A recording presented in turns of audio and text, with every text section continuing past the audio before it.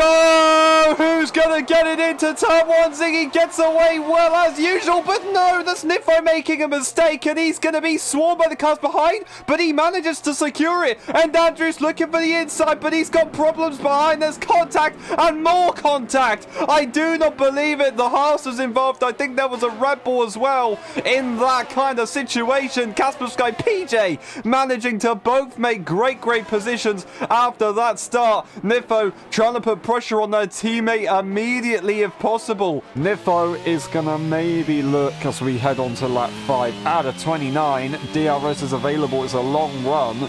It's not a lot of ERS to play with though, as he goes for a fastest lap to prove a point that he deserves to be in the lead of the race. We got PJ right behind Kaspersky catching up a lot.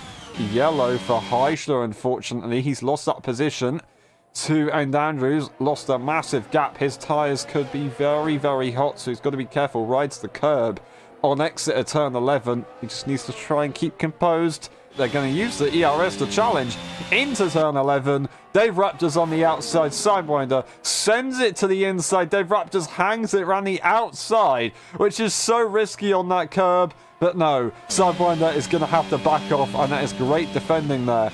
DRS available, here we go. Slung shot through. That is going to be Sidewinder past Dave Raptors. He's not going to make the move stick just yet, but he's going to try and come back.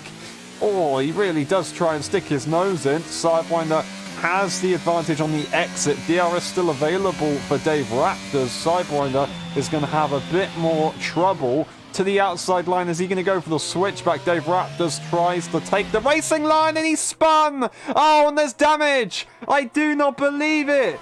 I do not believe it. Got a bit too happy on the throttle as he tried his best to get the advantage. And in the end, it didn't go to plan. EagerPro just needs to try and calculate this. He's got a lot of ERS in that car, and you can see the advantage he has with the DRS in the straight line. Goes to the inside line. Heisler was defending, but didn't defend too early.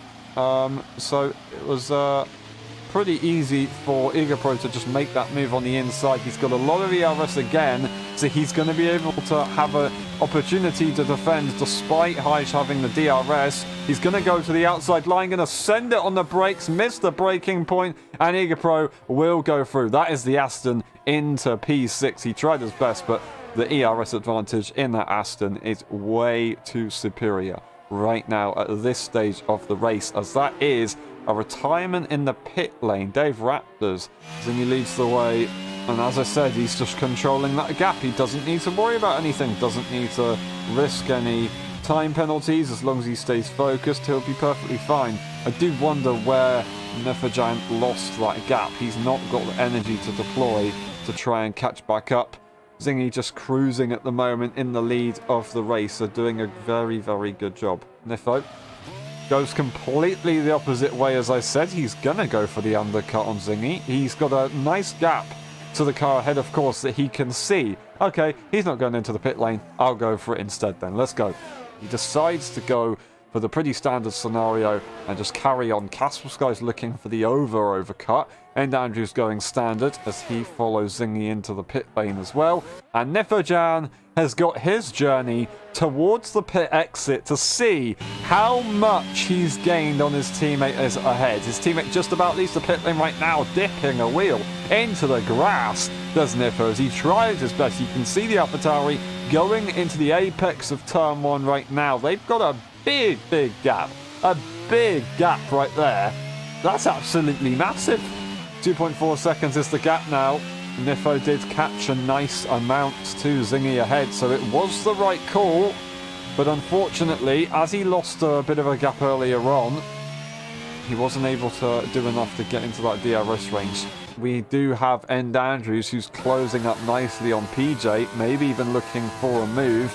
He's got the DRS, he's got the superior tyres, he's got the outside line. PJ was going to try and take the racing line again, but no, fakes him to the inside, then goes back to the outside, takes the racing line. PJ, very creative track limits there, as he just tries to keep it in a straight line. On that hard tyre, unfortunately, it's not going to work out for him. He is going to go for it somewhere, but where will he go? Left or right? He's going to go left. Igapro stays there. Onto the curb does Heisler go to try and gain space, and he is still on the inside, squeezing him nicely there. Was Igapro absolutely perfection, forcing Heisler to take a compromised exit, and that is the Aston staying ahead. The ERS available once again. What is left of the ERS is being used. Is he going to go left or right this time? Is he going to change it up? Is he going to go right? Yes, he will. He will go for it. As he sends it to the inside, misses his braking point once again, and Igapro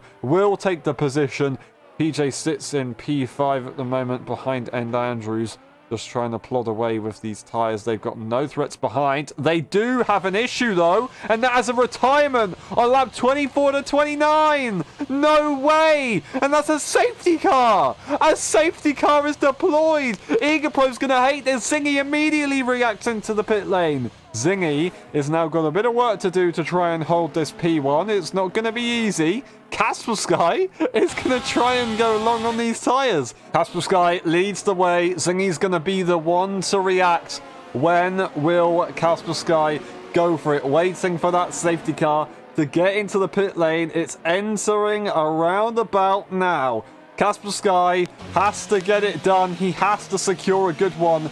Zingy, however, is the master of safety car restarts. Very good reaction times, and he reacts perfectly, absolutely amazingly. Kaspersky still gets a nice advantage. Is he going to try and send it to the inside? And here we go. Nifo also right behind. He is going to give it a go. He's going to have the inside line, sticks the wheel in, doesn't have the inside line, but swoops around the outside. Losing the car is Kaspersky, and now Nifojan is also going to try his best to swarm him. Doesn't look like it's going to be so simple. Trying to send it to the inside, but making a mistake and losing the position, it looks like. But no, here comes End Andrews. What a move. What a move. End Andrews into P2 after all of that. And that is Nifo staying in P3, but instead of the Alfa Romeo ahead of them, it's now a Mercedes. That's absolutely incredible. I do not believe it. Nifojan is going to be furious.